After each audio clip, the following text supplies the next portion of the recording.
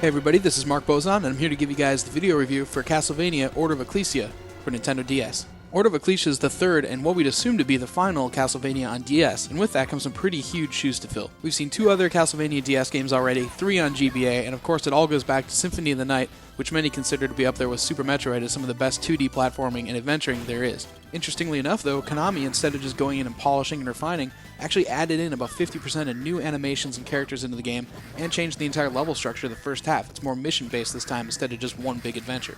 Newcomers to the series might not even notice this stuff, but for veterans, there's some things you're going to like and some things you may not like quite as much about Order of Ecclesia. For starters, let's get this out of the way.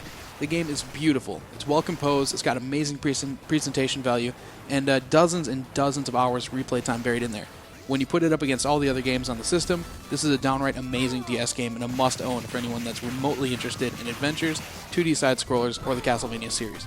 With that being said though, there are some kind of odd aspects and kind of pacing issues that you find with this game overall. For starters, you got the glyph system. It's basically a hybrid of between like skills and weapons and souls from the previous games, all kind of melded into one. And while there's some great magic-based abilities in there, many of the glyphs are kind of clones of each other, so you end up seeing a lot of the same things.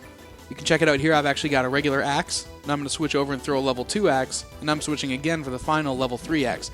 They actually get stronger, but you take that idea across regular swords and lances and throwing knives, things like that, you end up taking out about the first quarter of total glyphs that are in the game.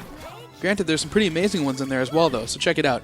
Each of these also have a glyph fusion attack, so you can take any of these and pair them together. You've got huge axe swings, you've got blizzard spells, here's a devastating, just gigantic golem hand crushing attack.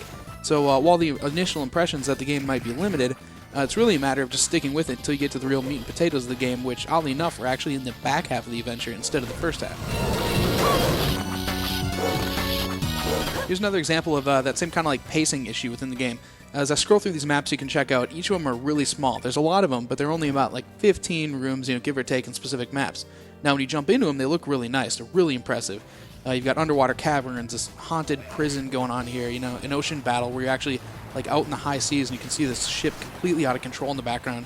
And a lot of these like kind of decaying forests and things like that are more organic, things that you don't normally see because you're stuck inside the castle. Since each of these areas also take up more tile space in the game though, they're really short, and a lot of them are just as small as what you see here, running from one side to the other, and you're practically done with the area. And on top of that, the fact that many of these areas are actually duplicate tile sets of each other, so you've got a lot less variation in the first half than even you'd expect from looking at it. It's more like Portrait of Ruin in that sense. There are a lot of kind of duplicate paintings areas.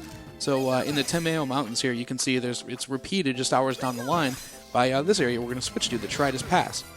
Head back to the water levels that we were talking about earlier, and you've got the Claudius channel, and that's actually directly cloned by the Somnus Reef right here.